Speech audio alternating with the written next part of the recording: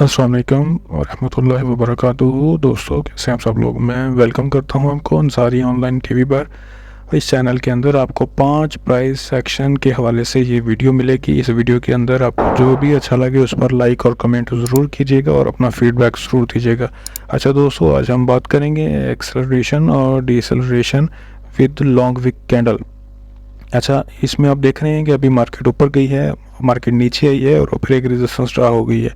Resistance draw होने के बाद मार्केट ने अप्रोच किया है उस लेवल को और एक विक दी है। अब देखें, यहाँ पर दो चीज़ें हमें नज़र आ रही हैं। सबसे पहली जो है, यहाँ पर बिग कैंडल्स बनी हुई हैं। यहाँ पर हम कहेंगे कि ये मार्केट के अंदर एक्सेलरेशन हुई है, एक्सेलरेट हुई है मार्केट। क्यों? क्योंकि मार्केट जब रेजिस्टेंस लेवल या की लेवल को वो टच करती है और उसके बाद वापस आती है तो एक हर्डल क्रिएट होता है उसके लिए। उसके बाद मार्केट वहाँ पर खड़ी हो जाती है, साइडवेज होती है और साइडवेज होके या तो ऊपर निकल जाती है या वापस आ जाती है। अगर एक्सेलरेशन हुई है तो उसके बाद डिसेलरेशन होगी, क्योंकि वहाँ पर मोमेंटम लो हो जाएगा। छोटी कैंडल जब बनेगी तो मोमेंटम लो हो जाएगा, तो उसको हम बोलेंगे डिसेलरेशंस। अच्छा, डिसेलरेशन के बाद मार्केट अपनी सिचुएशन चेंज करेगी।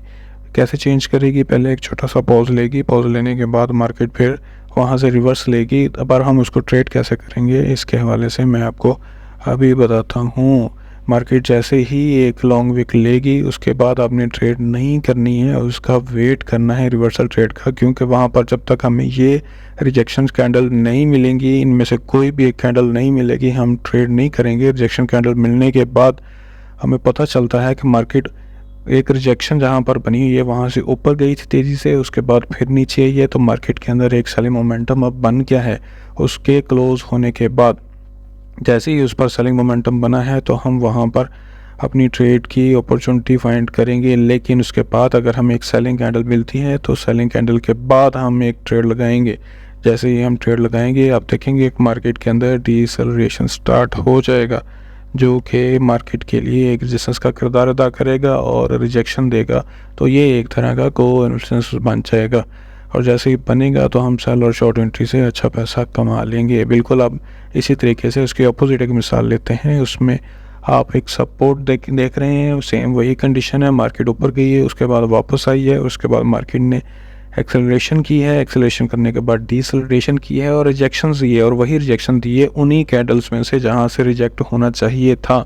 क्यों? क्योंकि मार्केट वहां से सेलिंग में आई है, उसके बाद वापस गई है, विक बनाई है, विक बना के उसने कैंडल क्लोज की है और उसके बाद एक बुलिश कैंडल मिली है। उस बुलिश कैंडल को अगर आप और से देखें तो एक बाइंग प्रेशर हमें नज़र आएगा, तो हमें मोमेंटम सेलिंग का लॉस होता हुआ नज़र आएगा और वहाँ से हमारी एक बाइंग अपॉर्चुनिटी हो जाएगी अच्छी। अच्छा, अब चलते हैं नेक्स्ट। यहाँ पर हम एक सपोर्ट लेवल को देख रहे हैं और जहाँ पर हमें डबल टच उसी सपोर्ट पर मिल रहा है और नीचे आरएसआई खड़ी है। आरएसआई हम डाइवर्जेंसी चेक करने के लिए आरएसआई को यूज़ करेंगे, उसको मार्क करके देखेंगे। हम देखेंगे कि मार्केट जो है वो अगेंस्ट है, डाइवर्जेंस कर रही है। अब प्राइस यहाँ से ऊपर जा सकता है क्योंकि यहाँ पर इसने डब्ल्यू पैटर्न बनाया है, बुलिश डाइवर्जेंसी दी है। हम यहाँ से इसको बाय कर सकते हैं और याद रखिएगा हमने आरएसआई को सिर्फ डाइवर्जेंसी यूज़ करने के लिए लिया है, हम इसको इस्तेमाल करते हुए ट्रेड नहीं करेंगे इस मार्केट के अंदर।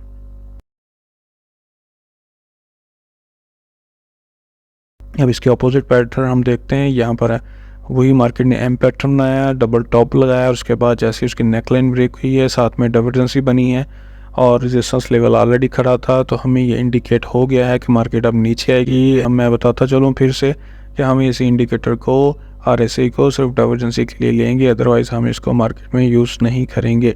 अब नेक्स्ट चलते हैं। हम देखेंगे कि बाज़ औक़ात मार्केट के अंदर इस तरह का हमें ब्रेकआउट मिलता है रेजिस्टेंस लेवल से, और जब वो ब्रेकआउट होता है तो उसके बाद मार्केट वापस आ जाती है, जो कि फेल हो जाता है। जैसे ही फेल होता है तो हम कंफ्यूज हो जाते हैं कि भाई यहाँ से तो बाय में ट्रेड ने जाना था, लेकिन मार्केट फिर वापस क्यों आ गई है।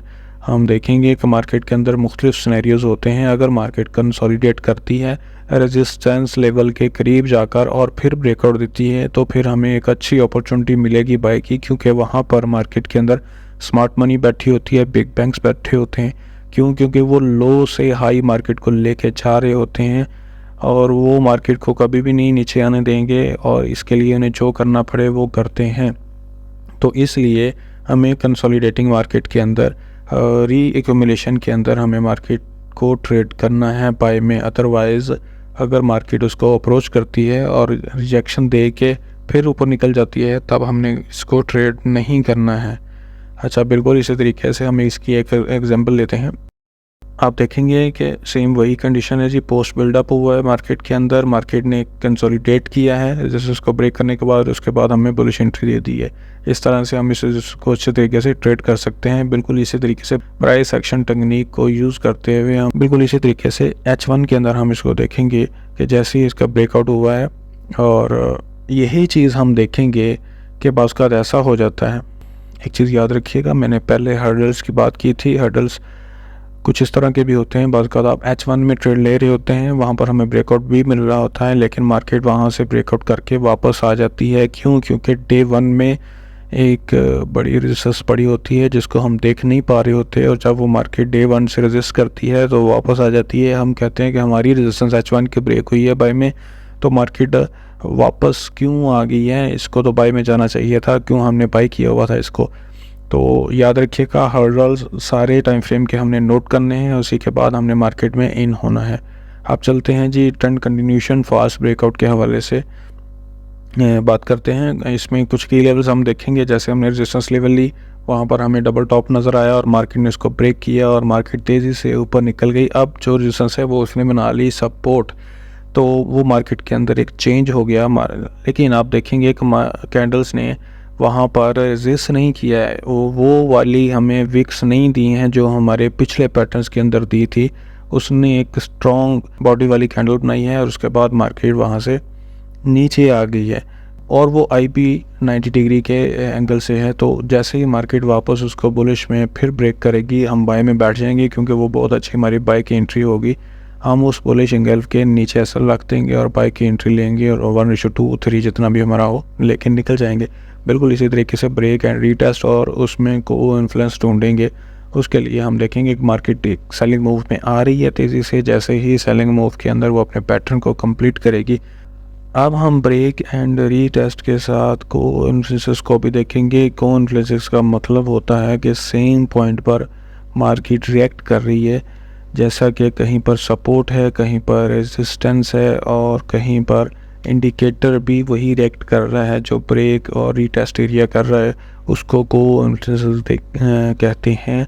अब हम देखेंगे कि मार्केट के अंदर स्ट्रॉन्ग डाउन ट्रेंड है। मार्केट के ऊपर हम एक ट्रेंड लाइन ड्रा करेंगे, उस ट्रेंड लाइन को देख लें, 2 से 3 टच मिल चुके हैं, और मार्केट का साथ में हमें की लेवल भी मिल गया है। उस की लेवल के साथ हम ट्रेड करेंगे, लेकिन उसमें हम देखेंगे कैंडल्स रिजेक्ट भी कर रही हूँ और की लेवल यानी कि सपोर्ट लेवल भी पड़ा हो, फिर भी हम ट्रेड नहीं करेंगे, वेट करेंगे, क्योंकि अभी ये बाइंग प्रेशर बना रहा है, तो कहीं ये ऊपर ना निकल जाए। तो एरिया ऑफ कॉन्फ्लुएंस ऐसा एरिया होता है जहाँ पर मार्केट इस तरह से रिएक्ट करती है। तो नीचे एक सपोर्टिव ट्रेंड लाइन हम ड्रा करेंगे, उस ट्रेंड लाइन के ब्रेक होने का वेट करेंगे, क्योंकि वहाँ पर एक पैटर्न बन रहा है। उस पैटर्न को अगर सेलिंग में ब्रेक मिलता है और की लेवल भी मिलता है यानी कि सपोर्ट लाइन, तो हम एक शॉर्ट एंट्री लेंगे, और आप देखेंगे कि आपको एक बहुत अच्छी मूव मिल गई है ट्रेड करने को।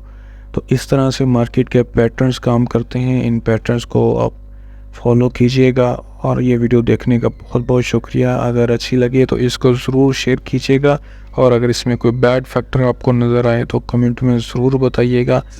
इसमें और भी बेहतरी लाने की मैं कोशिश करूँगा। बाकी मेरे चैनल को सब्सक्राइब करें और दुआओं में याद रखिएगा। अस्सलाम वालेकुम व रहमतुल्लाह।